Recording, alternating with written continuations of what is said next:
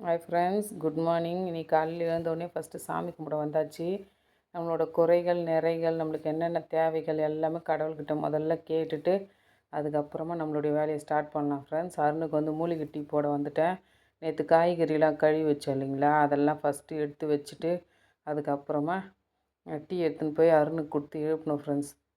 உனக்கு வந்து அப்படியே எழுப்பி உட்கார வச்சுன்னு வச்சுங்களேன், படிக்கிறதுக்கு தூங்கினே இருக்கான். அதனால் இந்த சும்மா மூலிகை டீ இது வந்து ஒரு 11 மூலிகை போட்டது.